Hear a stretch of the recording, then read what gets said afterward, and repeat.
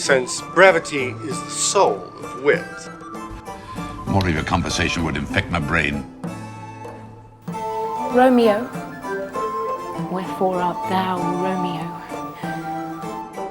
To speak of him as my kinsman, he's a most notable coward, an infinite and endless liar, an hourly promise breaker, the owner of no one good quality worthy your lordship's entertainment.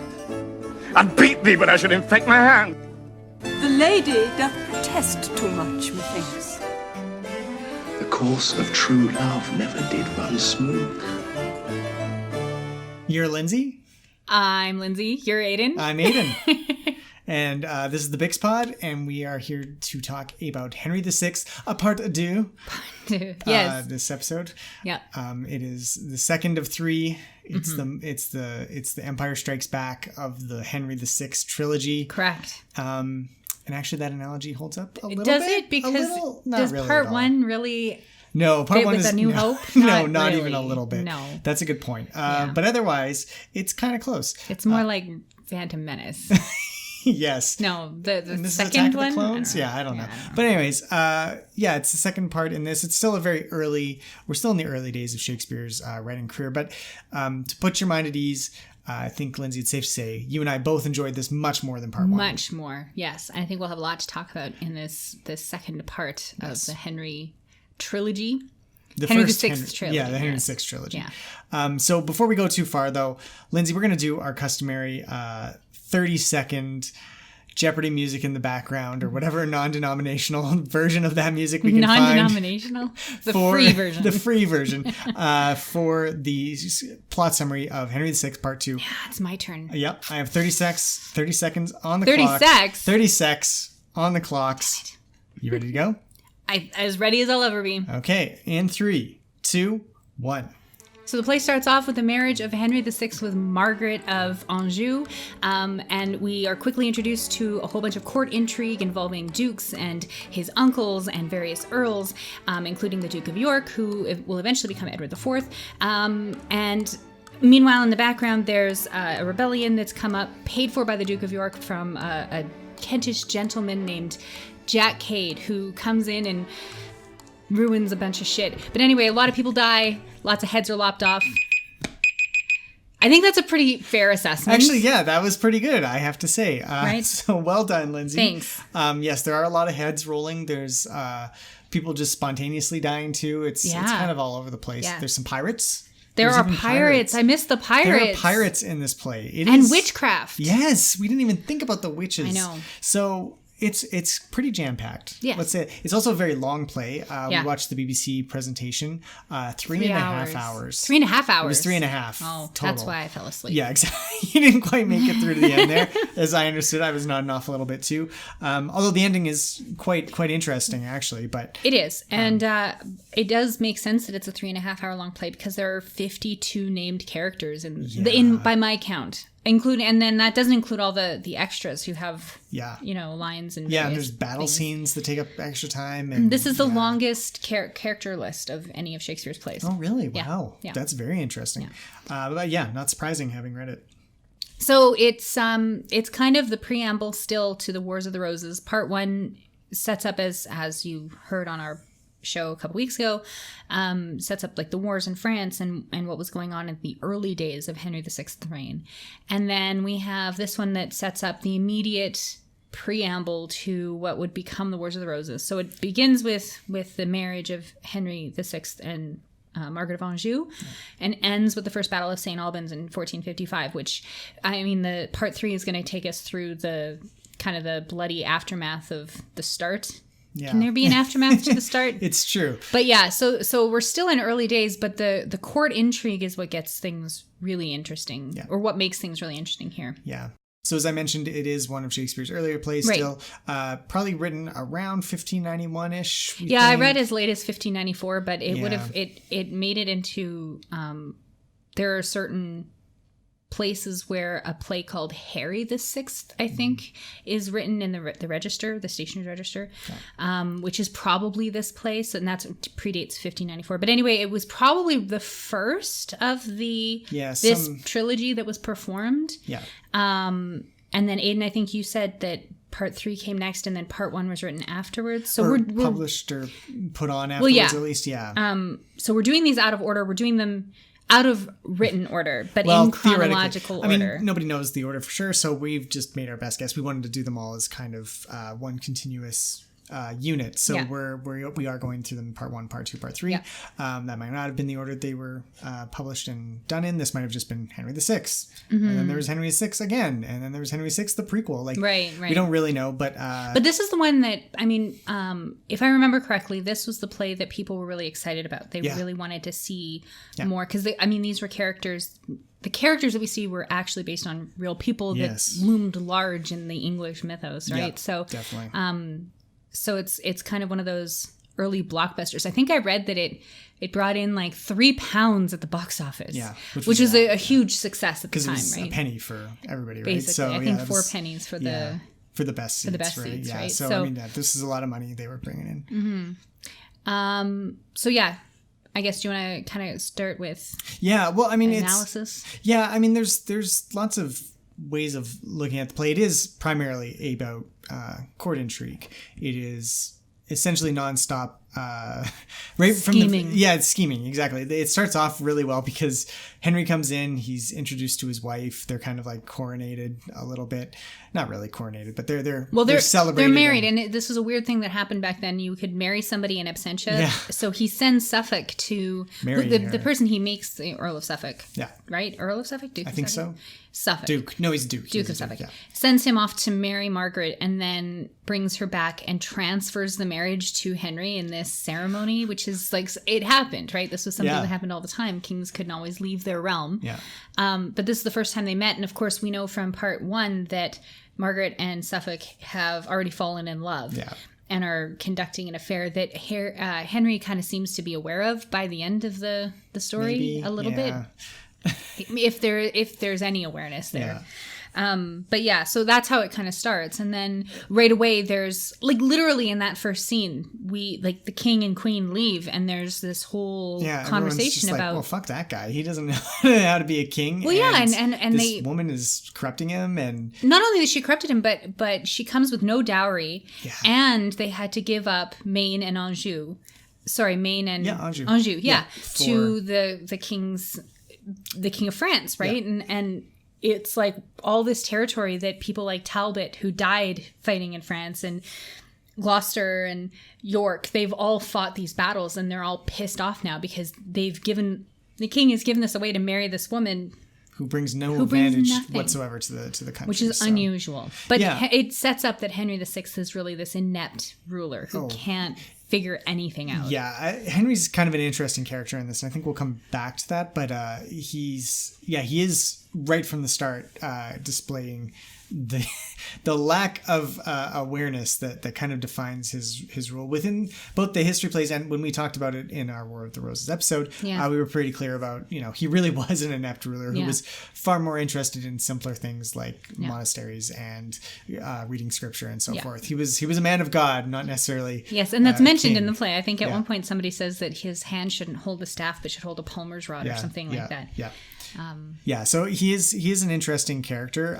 but that power vacuum is very, very evident here because all the nobles at play. There's Duke of York, who you mentioned, who eventually his son actually becomes Edward the Fourth, not him. Oh, right, you're right. But and his Richard, his other son, also becomes Richard III. But there's There's Gloucester, who was the Lord Protector and has been basically running the show. Yeah, Henry VI's uncle. Yep, who gets stabbed in the back by everybody else Yes. because they all want the power for themselves. Yeah. Since Henry's not obviously going to step up and take it. There's Margaret and Suffolk.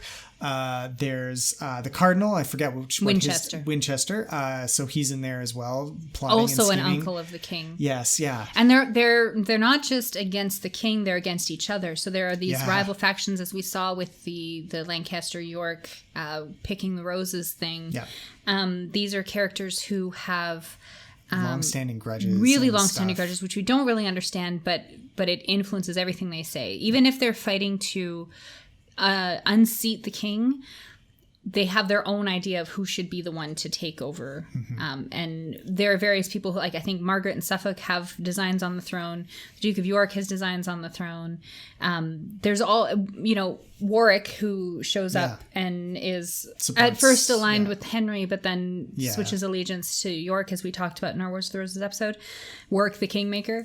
I don't think he has designs on the throne himself, but he's willing to make it happen for his chosen candidate. So there's all this backstabbing going on, and in the background of all of this is this inept Henry VI, who is, I think we mentioned it, the version that we watched was the BBC version. It's the same actors from the previous, part one. Because nobody ever puts on Henry VI. This is probably the only version that will ever be put to film. But he's played by like a guy who looks like he's at least 35, probably 55. 50, yeah. He's quite old. Why does he need a protectorship? Why is there? Yeah. And that's a question that comes up a lot too. But he kind of bumbles around and literally and acts like a child, and then is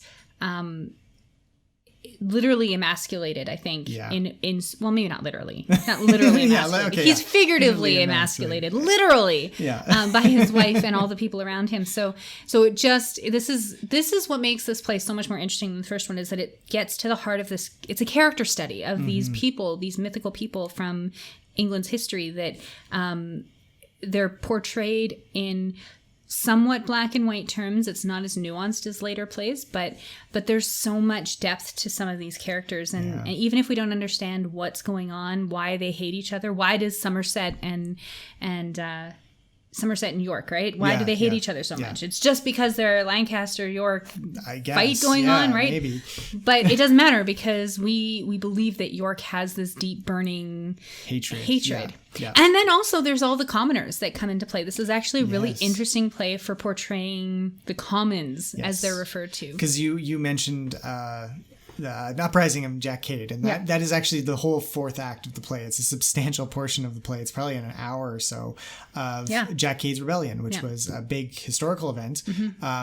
Some believe, I don't know, I can't remember if it was definitively proved that the Duke of York actually set it in motion, or if that was just rumored at the time, or if there that's were how it's portrayed in the play. In the play, it's definitely set up that way, that York goes to Ireland to put down some Irish rebels, and in the meantime, he starts his own rebellion with this guy, Jack to Cade. Try and figure out if the people would warm to the idea of a York king, Yorkist king. Yes, and it winds up working essentially, but although not because Jack Cade is any great. Well, not in this play. We'll talk about Jack we can talk about Jack Cade. He's an interesting fella. Life's but a walking shadow. But I think above all else, the play is really concerned about the nature of power, and the source of where power comes from, and how it's used and how it's abused, and whether or not it can be used for good or not, is kind of the moral question of the play, because everybody is pretty evil. I think the one exception to the everybody's evil kind of rule is Henry VI himself. Right. He's just dumb. And that's like the interesting part about him, is because he's not just dumb, he's dumb but pious. And that combination is interesting to me, because I feel like in some ways that's the typical, or the epitome of a good Shakespearean times person in England. He has to be dumb and pious? Pious, yes, and not to question authority too much. Right. So dumb. I feel like that's a combination that's really encouraged in Elizabethan times, and we have it represented in a king. So it's very much a kind of subversion of that, because you don't want the king to be in that role. But he's the one character that you kind of feel bad for in the play, because he's literally just tossed here and there, and his uncle, when Gloucester is killed and murdered, he hurts. You feel the pain for Henry VI. The one person who was looking out for his best interests is suddenly gone. And he was so ineffectual, Henry was, at preventing all of that. Even though he felt that his uncle was innocent, he was so ineffectual at being able to stop the machinations of the people around him, because he's so malleable, I guess. I don't know a better word for it, but so it does make you feel kind of bad for him. Yeah, but it's also like a really big question mark over the whole king as absolute ruler kind of system, right? I mean, if all it takes is one guy who's just a nice guy and who really loves God to cause a realm to fall into disarray like this. And it really is kind of presented that way, that he is so inert and incapable that all these machinations that are going on in the background can flourish into the civil war that we know as the Wars of the Roses. And it's kind of indictment of the system at that, if you look at it that way. It is, especially when you put it against what happens with Jack Cade's rebellion, which is an uprising of the people that was designed by a nobleman, ostensibly in the play. But it represents the best and the worst of the common people, I think, to assert their own authority. While at the same time, you're right, condemning the system that's in place of hereditary rule. And we have that brought up when York makes his claim to, I don't remember who it was. There are so many names, 53 characters. I don't remember who he makes. I think it was Warwick and his dad. When he explains his lineage and everything. He explains his lineage in this long drawn out thing. And Warwick is there for sure. But when he explains how, the patrilineal descent works, and but it's not patrilineal. It's not patrilineal, and so he's questioning that, which is the way it's always been, but he's questioning that, and so there's the seeds of what would eventually come about in the English Civil War and the Glorious Revolution that happened in the 17th century. The seeds of it are starting to happen here, as you would expect these things to start percolating. Exactly, and it's interesting that he even references the source of all that, which is Richard II's deposition and murder eventually, because by Henry IV. Right. So again, those events are so present in the minds of these characters that they've really started to question. The divine right of kings. The divine right of kings, and who has the right to rule. And Henry VI seems very much to believe in the divine right of kings, because he is that pious character who believes that God has given him granted him the privilege of ruling over England, and therefore it can't be taken away by anybody. Right. Except for maybe by God. And that's one thing that's interesting about Henry VI's character, is that he kind of, like, how many times were there where he turns like halfway to the camera and praises God and like looks up to it in the version that we watched, but even in the play, he makes these prayers to God all the time, but he never really questions, maybe God's punishing me for not being a good king. Well, and I mean, we can talk a little bit about the way that the supernatural, and I'm going to include the religious aspect in that too, because there is that supernatural element with Marjorie Jourdain and Eleanor of Gloucester's whole thing with doom their enemies. And then when the bad stuff starts happening, when it's discovered that Gloucester has been murdered, Suffolk is arrested and sent away, and Bishop Winchester dies in his bed very mysteriously. It's almost like there's this, like, your chicken's coming home to roost kind of thing, while the witchcraft element ends up coming true. So it's like God has forsaken the bad guys, the Christian king and the people he surrounded himself with. And then there's this devilish witchcraft element which is true. That's actually come true. Yeah. So there's some interesting stuff going on there. It's not that it's saying that witchcraft is a good thing, but when you have it's just interesting. It's kind of begging the question to the audience of like, well, which one's more powerful? The Christian God, who, the pious good man is not, he's not having his prayers answered, but the evil witches are, capable of getting their will done. I mean, they all get arrested and killed, and that's not everything comes true, but well, within the context of the larger history, it does. Yes, and most of the big ones do. But it is interesting to kind of pose that question of where is the religious spiritual power actually? Where does it actually lay? And perhaps the moral from Shakespeare's time would have been something like, when there is evil at the top of the kingdom, God can't come in and save things, right? Maybe that's how you could have written it off. But Henry's character within that context is kind of interesting. I wanted to move on to the there's kind of other interpretations of how power works, and how it should work. And the big one of how it should work is Gloucester himself. Right. Because he is a strong believer in the rule of law. Yes.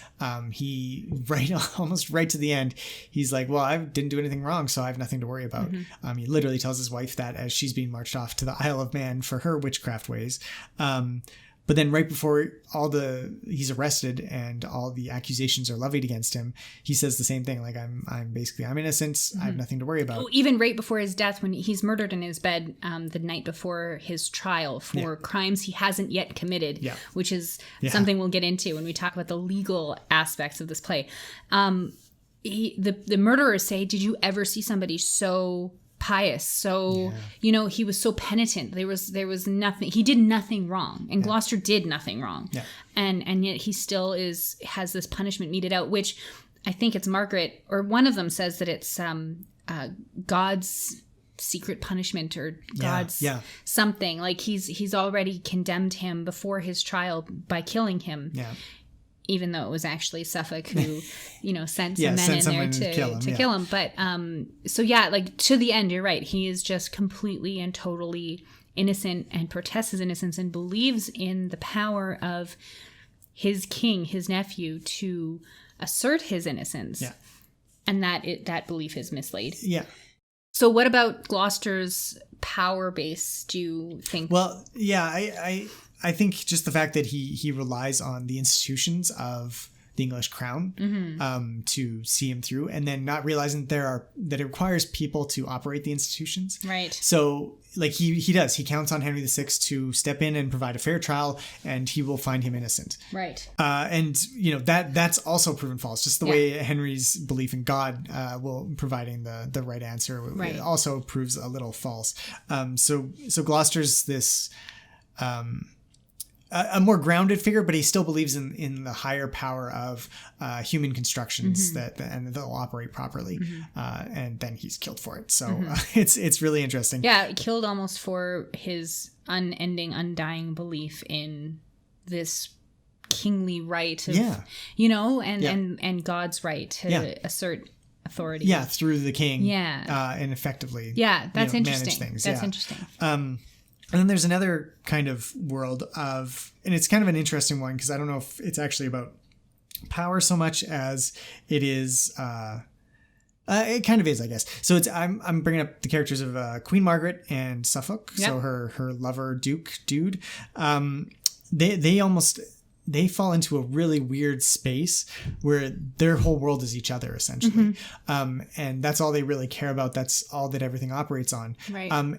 And how that works is because of their high positions. So they're very much, they believe power comes from the titles themselves.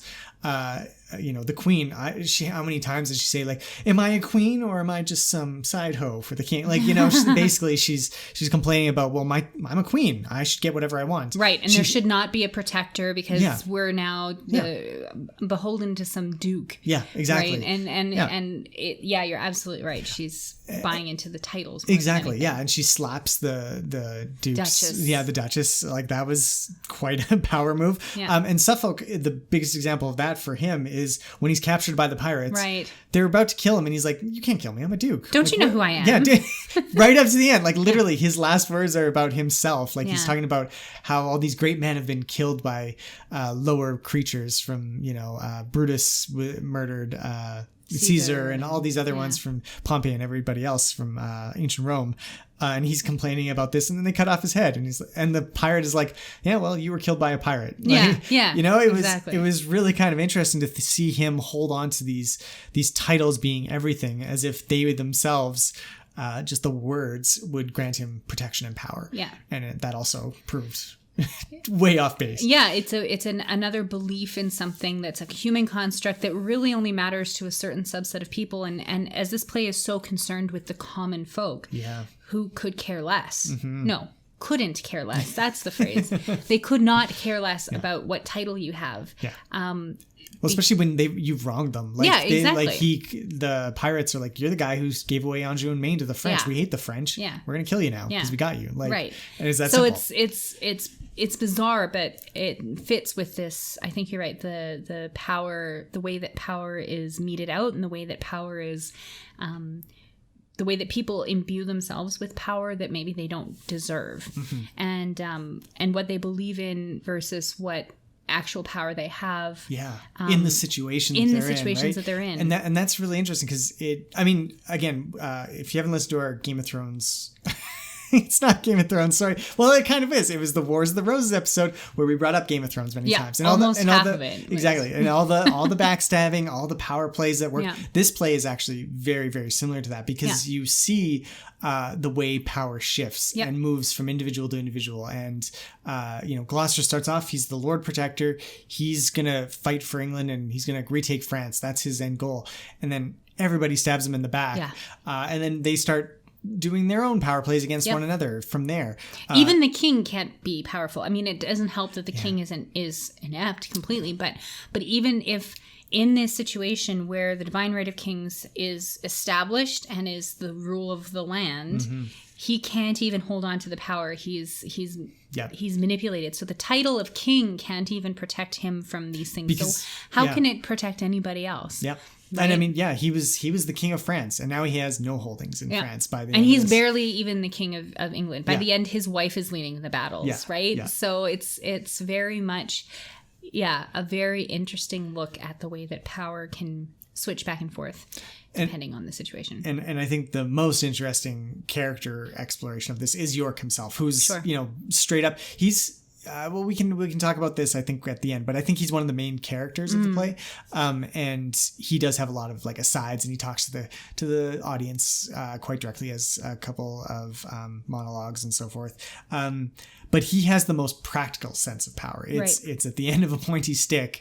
It's again going back to that Game of Thrones reference. It's the scene with Cersei and Littlefinger where he says knowledge is power, and she says no, power is power, and then she shows him she can kill him at any time she wants because she has power. Right. And York uses that effectively because he is, when he's sent off to Ireland, he's like, oh, well, I'm getting shifted out of the seat of power. I'm moving out of, the capital where all the decisions are being made, but I'm being granted an army. Yeah. What could I use that for? Yes, exactly. And then he comes back with this massive army and he fights and wins the Battle of St. Albans, which eventually leads to his family taking the throne. Right. So he's the most grounded one in this large swath of characters and how they interpret and use power. His is very much it's whoever has the biggest army wins, right? Yeah. And I thought that was effective. Yeah, well, it's not just effective, but it's interesting that Shakespeare had this wide array of characters in a play concerned with, where does the English crown lie and where does the power from it sit? He has this huge, vast thing, and then the winner winds up being the one who's the most realistic, the most grounded, the most factual about, Which is interesting because it's not who ends up sitting on the throne. It's not that lineage that leads to the throne at the time. Yeah. It's a Tudor who was descended from the last Lancastrian king. Yeah. So it's interesting that is the choice that's made, but it's history, right? And well, ostensibly. Yeah. Ish. History-ish, history adjacent. But yeah, I think you're right. I think when you have a character as ineffective as Henry VI, you have to have a foil for that, and that foil comes in as the Duke of York, and that really sets up the two sides of it. I think Henry accidentally sides with the Lancastrians by picking a red rose. It's not even a choice that he makes, but it works out because then you can see how who's on the king's side, who's on the Duke of York's side. By the end of this play, those lines are being very clearly drawn. So you need to have there needs to be another side to this. You need to have more power, and of course, even though he's the king, you're going to want to follow the guy who knows what he's doing into battle. So it really does set you up for the Duke of York kind of to be the protagonist almost in a way, because he's the one who understands how to work things. He's the most interesting. He's manipulative and cunning. He's smart. He knows when to back off. Like when he shows up in London with his big army and is ready to take the crown, he has a moment to think about it. He's like, no, I'll say this instead. Oh, I'm here to unseat Somerset because, and because he knows how to play people. Yeah.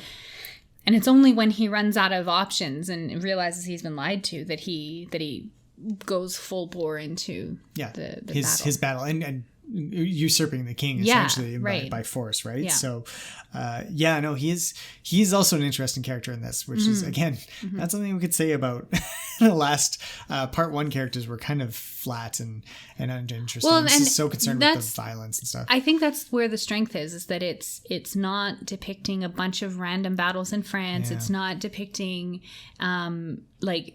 it's primarily concerned with those human elements, and that's where Shakespeare is always really shone is with these the human moments and the character moments when you have court intrigue. That's fascinating shit, right? It's the best scenes in part one were with Joan of Arc and all the things that were happening with Joan of Arc, right? That's where you can get that fancy wordplay and you can have all those really interesting scenes when it's battle scenes. Stuff, exactly, right? There's so many good insults in this episode. It's crazy. But when you have just a bunch of battles, it's not really interesting. Like the Jack Cade stuff is not super interesting. There are some elements, It depicts like a common revolt. Yeah.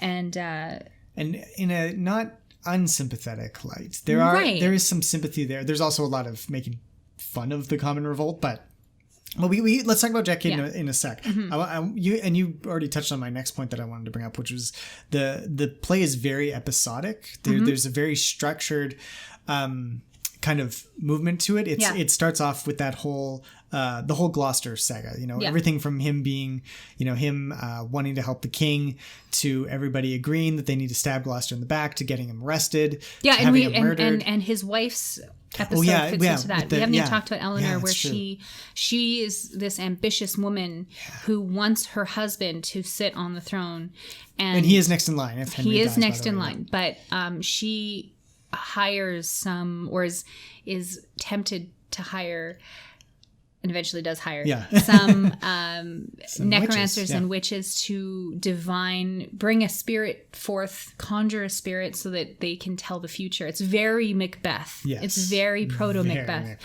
And Eleanor is very proto Lady Macbeth. Yeah. She literally says, "If I were unsex me here," basically, kind of thing, right? Like there's some really interesting stuff going on there. But her downfall doesn't touch Gloucester as he's so pragmatic about and so patriotic. No, that's not the word. He's devoted. I guess devoted to the king and devoted to the crown. That his wife is being let off to exile on the Isle of Man, and he's like, "Well, you shouldn't have, shouldn't have done that, right? That was bad." And so that kind of, even though he's eventually tarred with that brush, he's so devoted to the king that and that's basically what the first 2-3 acts is all basically Gloucester's fall from grace. And it really doesn't even end until the cardinal again, Winchester. Finally dies as well.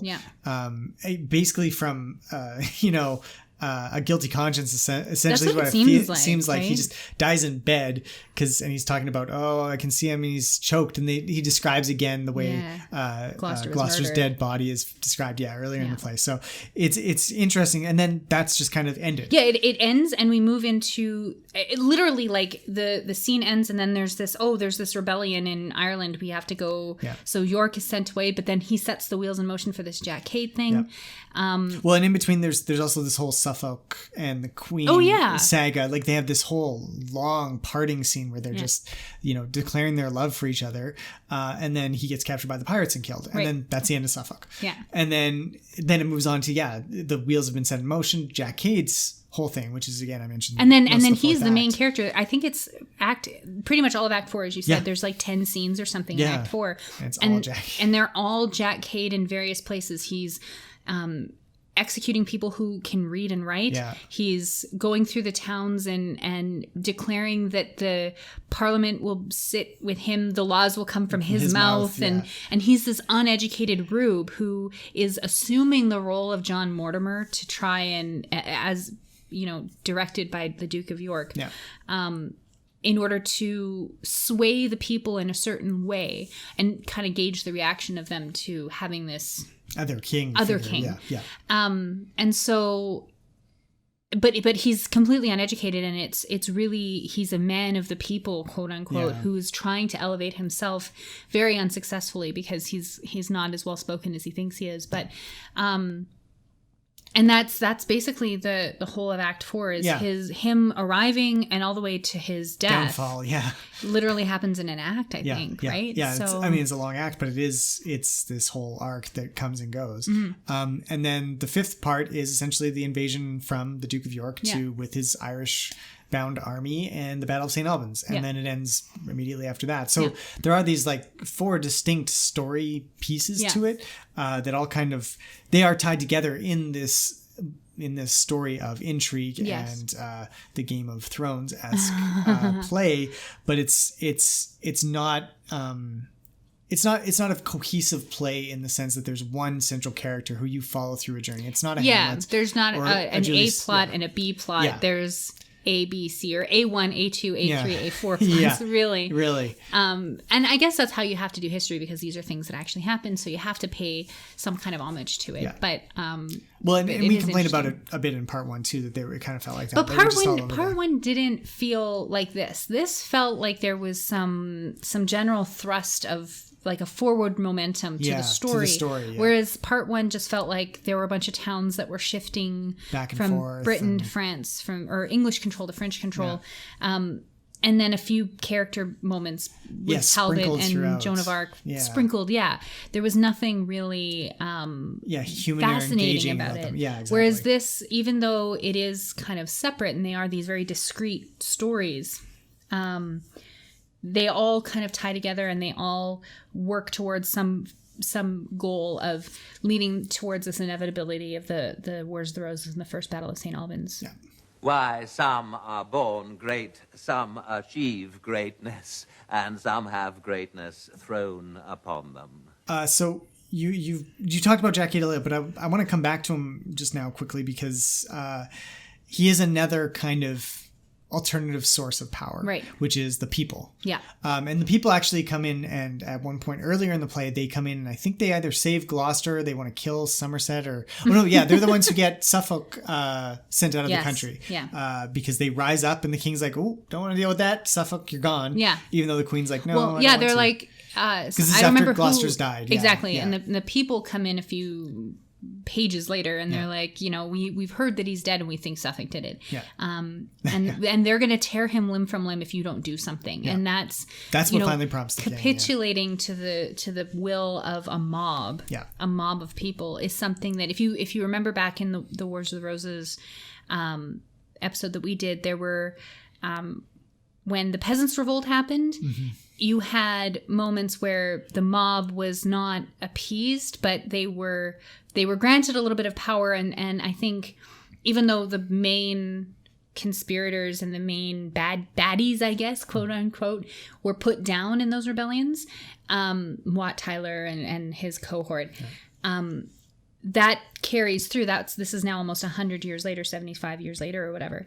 You have this moment of the people rising up and the king realizing that we can't, and it's after Magna Carta too, so you can't just ignore when the people are banging down your door, but the fact that it's taken so seriously, and that we later see Jack Cade leading these people from Kent all the way through, I think it's a different depiction of the common people. Yeah.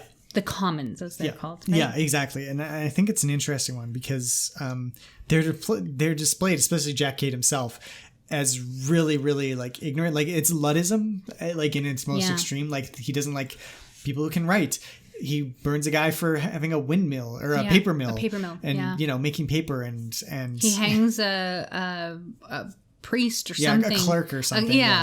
For being able to write his name. Being able to write his name and copying notes for schoolboys, Yeah, right? yeah. With his inkhorn around his neck, he's going to hang him, right? Because it actually reminds me a lot of what's happening in modern day right now with this anti-intellectualism. That's what Jack Cade's rebellion reminds me of, is this quote unquote Trumpist kind of populist revolt. And it's interesting because like the in the play, when I was reading the text, and Lindsay, you can let me know if you read it the same way, but when I was reading it, I felt like Jack believed all the things he was saying. Yes. But then in the film version, they passed off as most of his terrible ideas were kind of jokes that everybody knew were too stupid. Like there's a passage here where he says there will be reformation. There shall be in England 7 halfpenny loaves sold for a penny. Mm-hmm. The 3-hooped pot shall have 10 hoops, and I will make it a felony to drink small beer. Right. Like and then he says he's going to have his horse in Cheapside, like in a pasture. Like Cheapside is center of London. Like there's no way that like he has no idea, but. Does he believe that what he's saying is and that's the thing. It's in the text, at least I read it as being that the audience was supposed to realize, oh, this guy's so stupid, but people might believe it because he's telling a good tale. Yeah. But in the production, they make it seem like, well, he's making light of populism almost. He's saying like, well, I can do all these things, but I can't. So let's just go kill the nobles because we don't like them. I didn't get that from the production that we watched. Really? But, there were some people in the crowd who seemed to be the kind of wink at the camera, wink at the audience kind of thing. But I don't think they represented the main thoughts of the people. I think it was kind of like an intelligent observer, an objective, intelligent observer who is coming in and saying, we shouldn't be believing what Jack Cade is saying.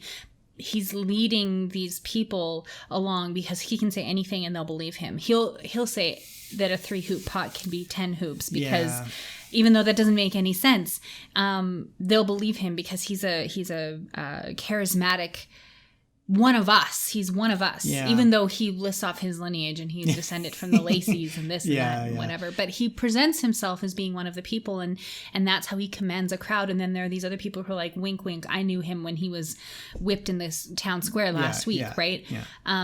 So I'm not 100% sure how that. Maybe that's a choice depending on how you produce it. Right? I would think so, because when I remember reading it, I remember thinking like, he's too stupid, but everybody kind of is. The rest of the commons are aware that he's crazy and his promises don't make any sense. So they comment on it to each other and to the audience. But they still follow him because they want to believe in him. They want to believe that there could be a better world where everybody can be brothers and they don't have to wear ratty clothes. They can be the same as the king nobles. will pay for everything. Yeah, exactly. Right. So it is an interesting way. I think you can slice it a couple different ways. But I thought it was particularly interesting because he's basically roasting Jack Cade and other simple-minded people, especially for the lack of for hating writing and stuff like that. As a writer, I think that was very purposeful. When Jack Cade rails against nouns and verbs, and you just think as a writer, that no Christian would ever understand. As a writer to write that, there has to be a little bit of taking the piss, right? That's not something he's saying. But I thought it was kind of funny because a lot of the people who were coming to this play would have been thinking that oh, I don't need to read and write, that's just stupid stuff, right? And they might not even think that they're being made fun of. And I think that's the point, is that the commons are depicted as a little bit rubish bumpkins. They're not, and when Cade's rebellion is kind of broken up, when the king's men come in and they're like, actually you should follow the king, would you rather follow Jack Cade or the son of Henry V, who is this great leader? And they're all like, God save the king, because they're dumb and they follow I don't know that there's enough irony and self-awareness in that the scenes or in that group that's given to that group to allow them to have that the ability to switch allegiance like that knowingly, seems, yeah. they're not doing it for some ulterior motive. They're doing it because they're easily swayed. Yeah, and maybe that's and Cade is playing them like a fiddle, and so are the King's Men. Yeah, and I don't think that the audience members would have necessarily picked up on it. They probably don't see themselves in those commoners. I right? guess, yeah. So well, maybe, yeah. That's a good point. Yeah, but no, yeah, and I think it's interesting though that the Commons is presented as this alternative source of power, and it's the one that ultimately kind of not necessarily, it's not the one that takes hold, but it is always there looming as a threat, right? And I think that's something that England is uniquely poised to encounter when the 17th century does come around, and there is a common revolt, and it's led, and the Oliver Cromwell is crowned the Lord Protector of all of England. Yeah, exactly. And he's not he's not a king, but he has that source of power, and it's the Leviathan that comes out later on. And it's just interesting that Shakespeare here portrays it as this kind of almost fifth, I think we're up to 5 now, way of interpreting power, as just the masses of people giving their consent to the governed again, right? And it's again just interesting that there's all these different things at play in this one play that's really, really focused on this topic. And I guess we didn't really talk about this yet either, but the feminine power that's come about, that we saw it with Eleanor and Gloucester when she manipulates him into doing what she wants by saying, oh, well, I guess I'm not going to tell you my dreams then, if you're just going to get mad. And you commented on it when we were watching the film that it's like women are really good at that, like guilt tripping. And it's like, well, I guess. Sure. Yeah, it's fine. But that's one method of power that's granted to women. And then you have Margaret of Anjou, who is also scheming and does a similar thing with very Henry. Similar thing with Henry and Suffolk. And in a play where there is so much masculine power, to have Eleanor conjuring witches and being this very proto Lady Macbeth character. Ambitious, yeah. Very ambitious and willing to do whatever it takes to see her husband crowned. And even though her husband is nothing like Macbeth, she's an interesting character. Yeah. And then to have Margaret of Anjou, who is she is the ambitious one out of the king and queen. She almost, she doesn't set them in motion, but she directly participates in all of these plots to unseat the other people who are threatening her position. Not even the king's position. She doesn't even care. And then by the end, like I remember when Henry swoons at the news that his uncle has been killed. He doesn't know he's been killed, but when he dies, in the production we watch, she catches him and holds him like a baby, and she's like mothering him, but then she berates him also. She does. She leans into him. Why are you mad that he's dead? I'm here. Yeah, Aren't you happy that I'm here? Exactly. And then she openly grieves Suffolk's death by carrying his fucking head around. Yes. Pardon my French, but that's just she's like holding his severed head in her hands, and the king is like, I think if I died, you probably wouldn't feel half as bad as you do for this guy. And she's like, no, I would die if you died. While she's holding her lover's head at her breast. She's just so brazen about it. And then by the end, she's telling him to get away from the battle. Yeah, she's like, you need to leave. Or else we're dead. And she's the one who seems like she will charge into battle if she has to. And the king is completely unable to do that. Yeah. So that's really interesting that you have two women who have, and not even mentioning Marjorie Dordain, who is a conjurer, and they have a special place, as we talked about in our Women of Shakespeare episode. The witches and everything have a special place in Shakespeare's canon, but to have these two powerful women who, Eleanor has a downfall, Margaret will eventually have a downfall, but here they're both presented as powerful in their own right, but it's a different kind of power. I guess it's kind of like the Duke of York's scheming and everything. And there isn't really a whole lot of, if they were using sex to get what they wanted, which they aren't really doing. Maybe Margaret is, but it's not super, it's not overt, but it wouldn't have been necessarily, I think. So maybe it's a half. It's 5.5. types of power. Exactly. Well, no, and it's interesting because there are a lot of gendered references in the text itself. There's a lot of talk about, England being made a woman. Being France. emasculated because they lost France.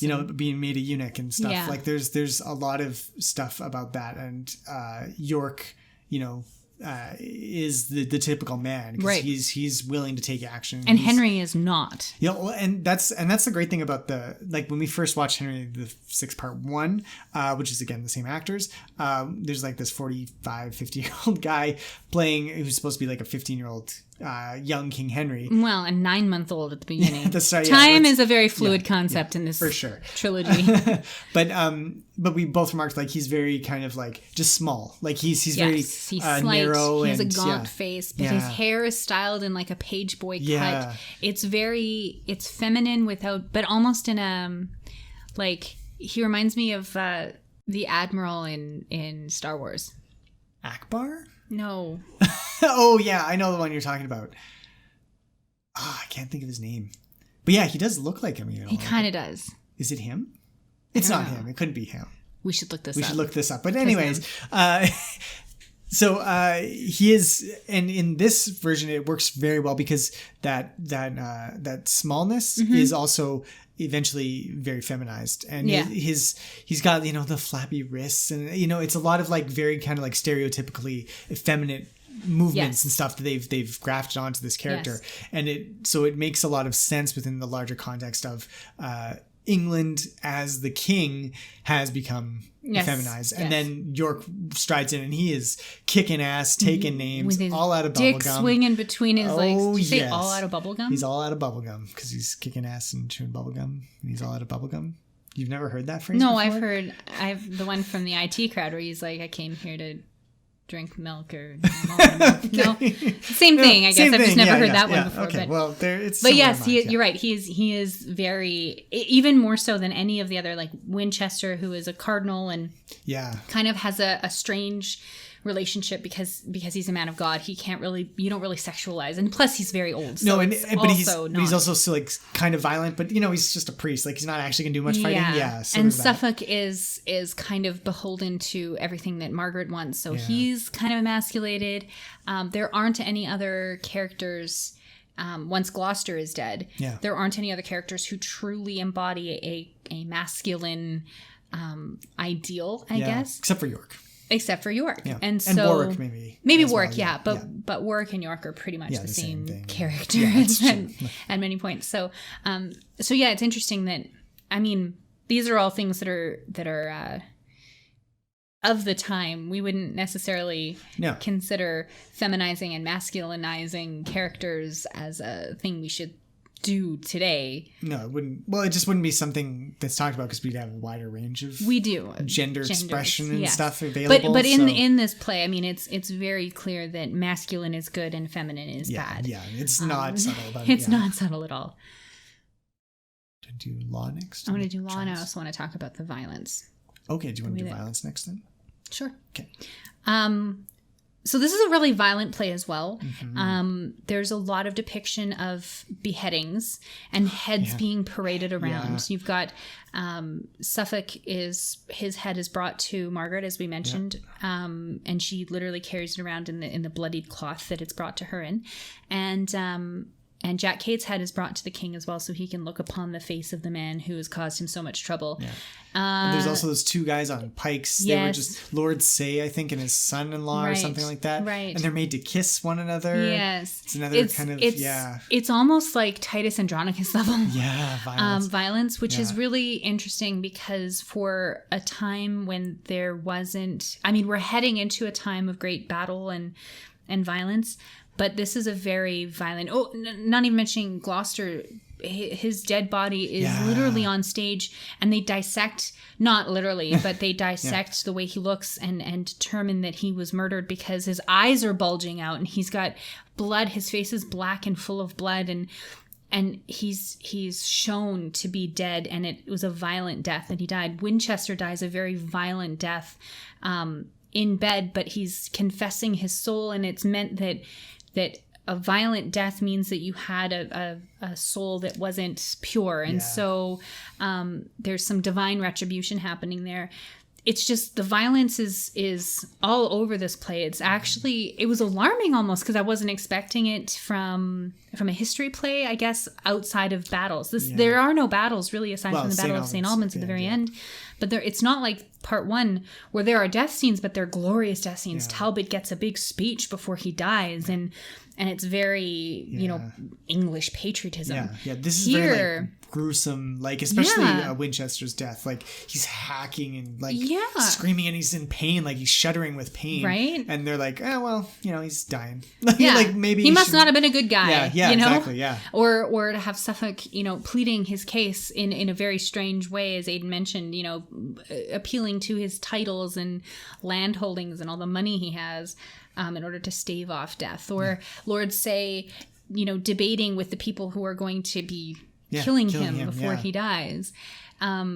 It's a violent play, and I don't know if that shocked you as much as it shocked me, but it was noteworthy. I just wanted to bring it up. I didn't notice it so much when I was reading because you don't see how much time is going to be devoted. Like the battle scenes and the killings were kind of gruesome, and there's just a heft to it when you're watching it being performed that way. So on the screen as I'm reading it, I'm just like, oh yeah, he dies. Okay. But when you actually devote the time to like, oh, they're going to walk him off stage now and he's going to be talking, and then the axe comes down right as he's blubbering on stupid Suffolk, like that has more weight. So it did.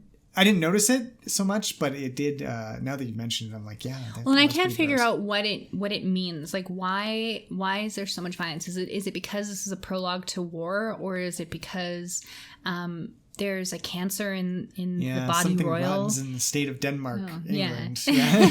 Right? Like I'm trying to figure out as I'm sitting here. I don't have any great insights into it, but it's something that I'm going to be thinking about for a while. It's just why the violence was rampant and be depicted so often in such a way. Like it almost seems like the cutting off of someone's head is supposed to kill it's a metaphor, I think, for killing the state. If you're going to cut off and it's going to lead to, as we know for part 3 and if we know our history, the death of Henry VI at the hands of Edward IV is coming. And so it seems like all of these people are striving to cut off the head of the state, which is the king. And instead we've got all these other people having their heads. There must be something to that. But I think you nailed it. Maybe. It's all about, this headless state, and where is it going? Because you're right. Like even though there is a king, it doesn't feel like it's a very...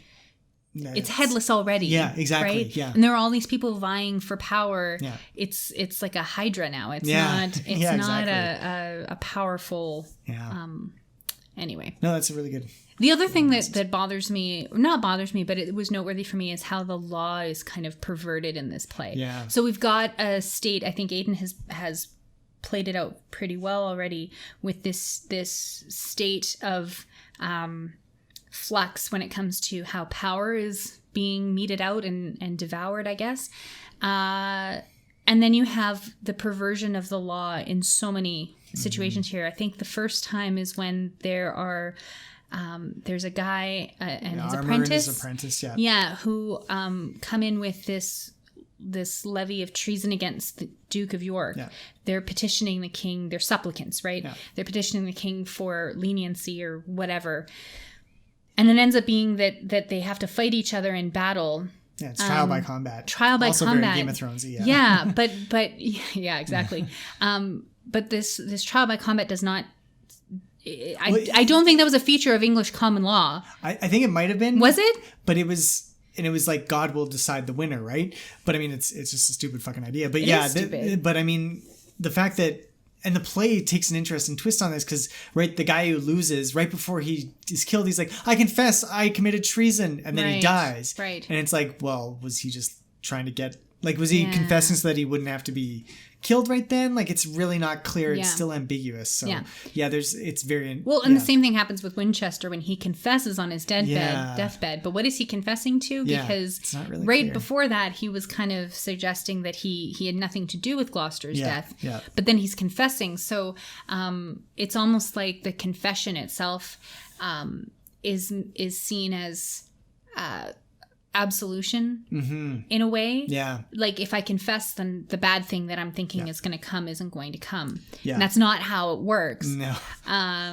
But yeah, so that is one instance of legal justice being meted out unfairly. Yeah. You've also got Simcox, the man who comes in, who says that he was blind and now he can see. That's right, I forgot. And Gloucester's involved with that, and it's one yeah. of the things that's levied against him in a later scene. But he correctly deduces that this man was lying about having no sight to begin with through some clever use of wordplay and asking him what color is my cloak and what color is his cloak, and if you were blind from birth, how would you know what red is and black and that kind of thing. And then he also says that his legs don't work, and then they start whipping him, and of course he jumps up and runs away. So both he and his wife are whipped through the town for their lies, right? And it seems like such a, like, why would you be punishing these people for something that doesn't, like, I don't understand. Oh, see, I took it the opposite. I viewed that as the one good carriage of justice, because there was this strong Gloucester figure there. Sure. Because they were lying. They were faking their way to fame and fortune in the medieval ages, right? Okay. Is if you were healed by a saint, then people are going to treat you well, and the church will probably take care of you for the rest of your life. Well, I guess I see that. It just seemed a little bit harsh, and I felt like it was the one charge levied against Gloucester, like for the unnatural punishments. That's true. Then I was like, okay, like I get it. I don't think he should die for it, but I get it. Like, he did do that thing, right? Yeah. But it does seem like it's an instance of the people trying to get theirs however they can. Yeah. And it kind of sets up, like, even though the distance between Simcox and Jack Cade's rebellion and all the common people at that point is vast. There's a lot of play in between those two scenes. They almost feel like they're in different plays entirely. Yeah. But it kind of sets up where they're going. Like, they're downtrodden a little bit. They're trying to they're just navigate looking for their way. any sort of miracle to make them exactly. better, So of course they're going to follow Jack Cade, right? Yeah. But then we get to Gloucester and his justice for Gloucester, right? Yeah, Which doesn't happen because he can the charges that are laid against him, he can refute. He can refute all of them successfully. And what he's eventually arrested for are crimes he has not yet committed, but may commit. So we're going to arrest him anyway. He's a threat, therefore we're going to arrest him. And it's like, that is such a perversion of justice for an innocent man that we know is innocent, that Henry knows is innocent, and he allows this to happen. So it's almost like all of this stuff that comes after it is a kind of retribution for this perversion of justice that's going on in the court of Henry VI. Yeah, exactly. And there's a few other kind of mock trials that also come up. There's the clerk who's pulled up and he just asked a couple. Jack Cade asked him a couple questions. He's like, yeah, I can write my own name. Hang him, he's a witch, kind of thing. Right, not quite, but yeah. And then there's finally the speaking of a trial by combat, there's kind of the Battle of St. Albans is kind of a trial before God of who should be king. Right. And so it's because they don't really get into who has the superior numbers or, anything. It's literally just like you're supposed to view them as equal nobility. York and Henry's team of misfits, basically. Yeah, basically. And so when York just wins in hand-to-hand combat, as in the BBC version, they devote a very lengthy fight scene between him and some guy from the north. I don't remember. He was just introduced in like near the end of the play. Right. But anyways, the two of them battle it out, and it's a hard fought win. And then eventually York wins, and it's like, well, that's because God is with him. Right. And it's kind of like that trial is also being played out over the course of the play as well. So there's a lot of different looks and takes on how the law works. Right. And the first one, I guess, would be the trial of Eleanor of Gloucester. I forgot about it. Yeah. Which is a witchcraft trial. But in that case, it's interesting because the lower class, there's 4 witches who are sent immediately to the gallows. Yeah.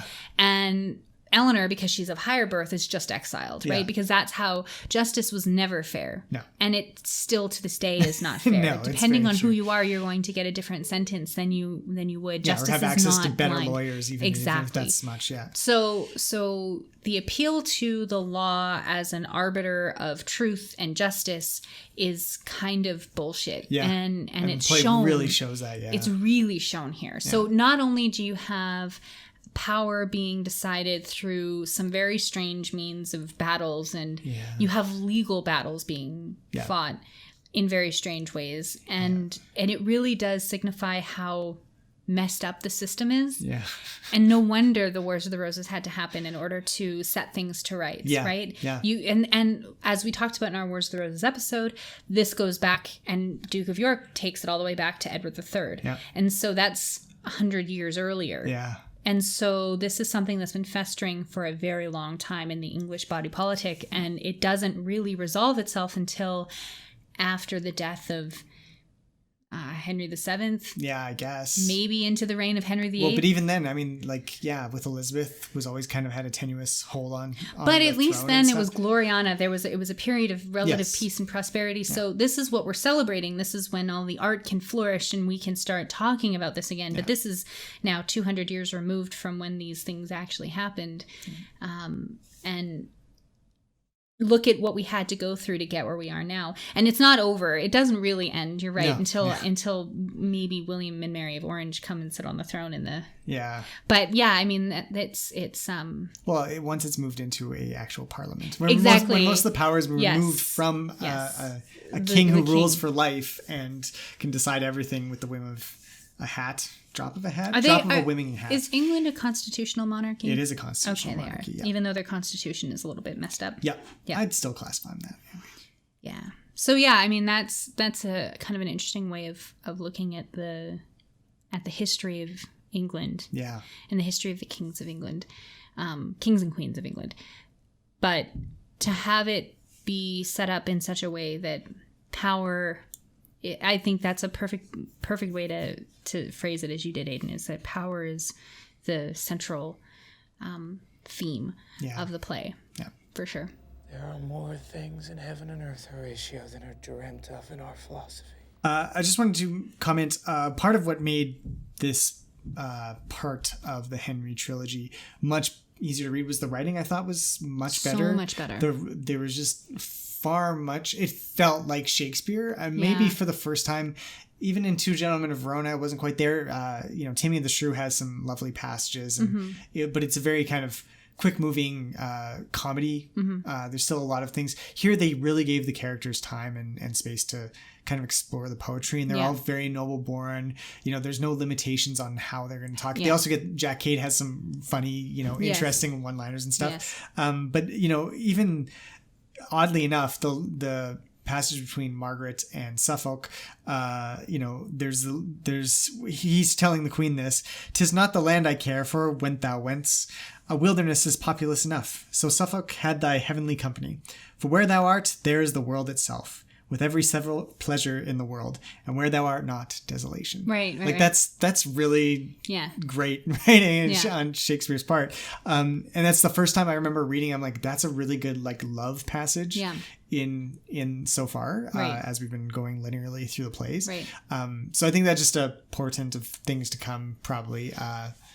What interests me about these plays is that the charge that Henry VI Part 1 was so bad means that it must have been written first. Yeah. I read another essay that suggests that it's possible that was the first one that he wrote collaboratively, and that's why it suffers, and that maybe this was written more on his own. And I mean, that forces you to kind of buy into the myth genius of Shakespeare as a genius, which, if you know anything about Elizabethan drama, the collaboration was probably more common. At least 50% of the plays were written collaboratively. So, and there was no cult of personality at this point around Shakespeare. So it's a weird thing to think about, for us to think about Shakespeare writing collaboratively, but maybe that's one of the reasons why. I guess the opposite could be true, and that maybe this is elevated because somebody else helped him write it, Marlowe or something. But there is a significant difference in the language and the writing from this play to the last one. And I was re-listening just a little while ago to our part 1 episode. And I said I was dreading the other 2 plays, and how wrong could I have been? Yeah. This was such an easy read. It was such an interesting play. Not so interesting to watch, although it was nice to kind of see it brought to life. Yeah. But it was so much easier to read because it does feel very poetic and beautiful in a way that, it just doesn't. You don't get that in the first play. You didn't really get it in Two Gentlemen of Verona, which was very tell, don't show almost. Yeah. In a lot of ways. Yeah. Taming of the Shrew had a little bit, but this was definitely the first play that I was like, I'm reading Shakespeare, it felt really good. There was also the famous line, the first thing we do, let's kill all the lawyers, of course, which is, of course, a standby, of course. Yes. So. Yeah. The first famous, there's one-liner. Yeah. There was also some great lines about bickering that we may have to pull into our podcast here for the little intertitles that we have. Maybe we'll do it right here. If I longer stay, we shall begin our ancient bickerings. All right, in this session of... Did we decide on a name? I ask this every week. I know, and we edit these episodes and we listen to it and we don't remember it. It's like in one ear and out the other. Yeah. So debating this week is the topic of who is the good guy in Henry VI Part 2. Lindsay, I'm going to let you go first. Who's the good guy in this play? I really think the good guy is the Duke of York. Is that what you were going to say? Possibly. I know you had a couple different reasons, ones, but yeah. Well, I just think that it's really hard. I wouldn't even call him a really good guy. He's kind of just... He's the best of the bad options. Yeah, like the lesser of multiple evils. Yeah. Because there really isn't a good guy in this play. Yeah. Even Henry VI, I debated saying Henry VI. I was going to say Henry VI. Okay, so we're kind of on the... Yeah. I mean, there are arguments to be made for both, but I think just the fact that the Duke of York is, as you put it, he's pragmatic, he's powerful, and he knows how to use that power. And he's driven. But he's driven in a way that isn't overblown. He doesn't have that overleaping ambition that Macbeth has, so he puts it to good use. He's, I think, the only character that I can see being a quote-unquote hero or protagonist. He knows what he wants and he's gonna go out and get it, and he does it without unnecessary meanness and malice. Yeah. You know? He doesn't kill anybody just because. He kills them in battle because they're directly opposing him. Yes. And at one point I think he even says, like, if we were not across the field, maybe that was Warwick talking to someone else, but so at some point someone in his crew is like, I would much rather be friends with you, but we're fighting right now. Right. He's got that kind of chivalrous nature to him. Yeah. So I definitely get that. The hero of the play, I would absolutely say, is York, because he is there to correct all the wrongs that Henry's... Yeah, that's almost what I'm thinking about, is that he's the fixer, who is going to set things to rights, which is funny and ironic considering that his son becomes the evil Richard III, who kills the princes in the tower and loses it all. Richard III is his Henry VI. He's the Henry V character in that family. But there's a kind of a heroism, I guess, to what he does. I don't love him. I don't think he's a hero in the way that... Well, even Henry V or something. Yeah, he's not noble in any way. But he's very self-serving and stuff. Yeah. But in the in the context of this play, which is populated by 52 other assholes, he's the least asshole. Well, I still have to give the title to Henry VI. Okay, why? Because he literally.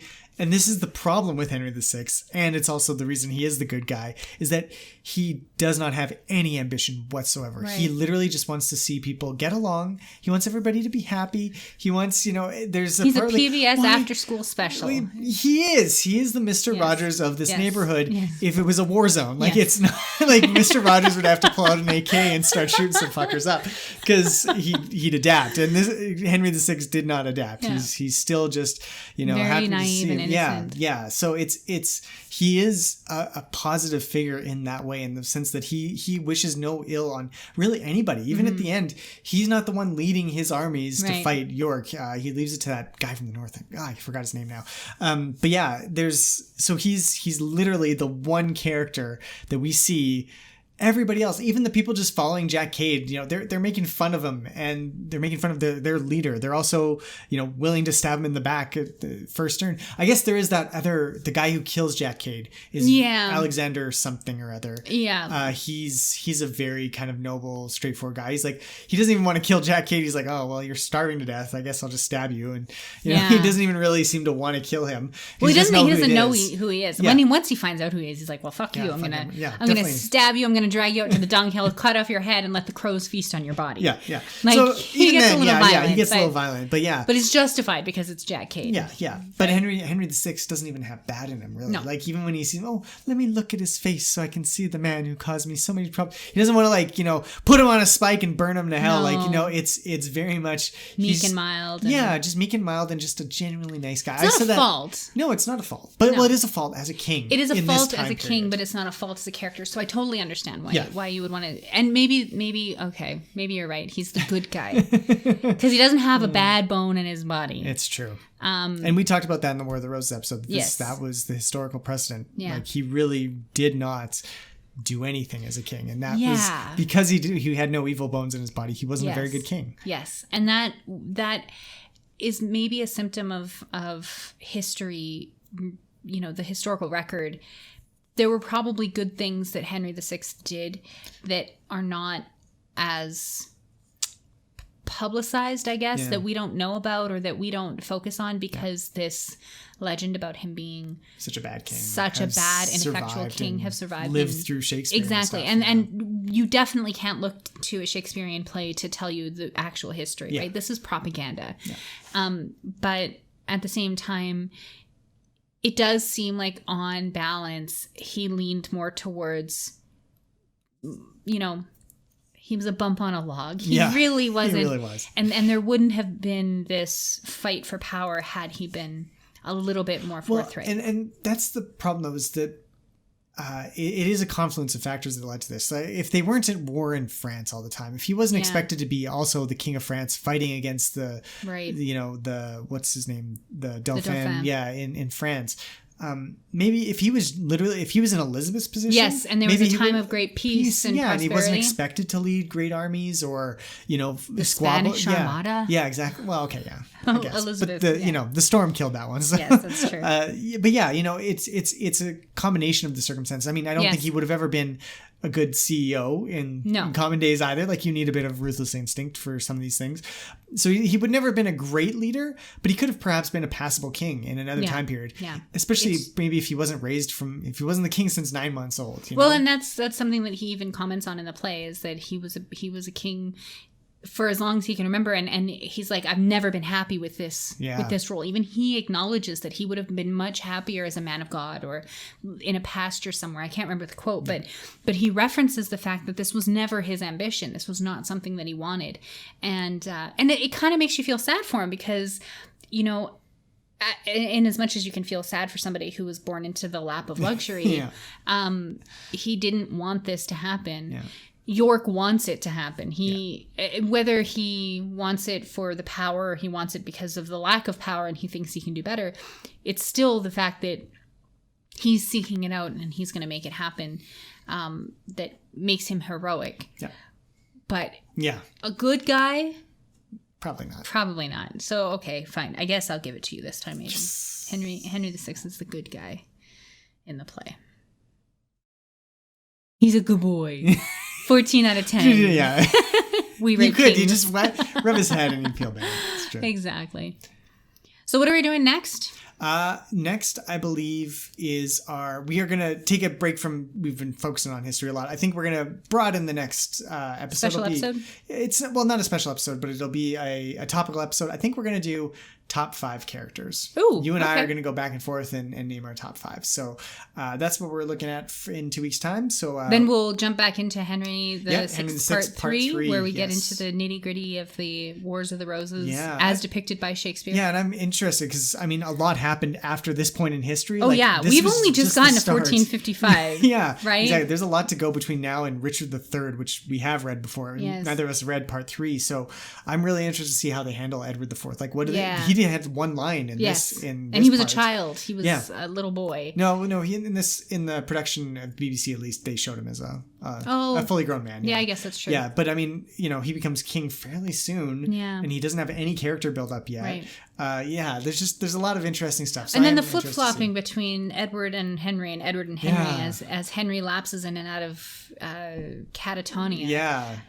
Well, I want to see how that's going to be. And I want to see how Warwick betrays Edward the Fourth. Like, that's going to be really cool. So. Yeah. So there's a lot that's going to happen. We literally only got into the first Battle of St. Albans, and there are so many other battles to come. So that'll be really interesting. I'm actually looking forward to it.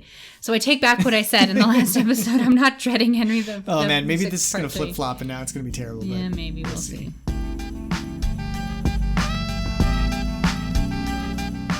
You can find all our episodes on iTunes, Spotify, Podbean, YouTube, or wherever you get your podcast fix. If you want to tell us what you think of Shakespeare, his plays, poems, or any of the topics we discuss, we'd love to hear from you. You can contact us on Twitter, that's @TheBixPod, on Facebook at facebook.com/TheBixPod, or by email at thebixpod@gmail.com.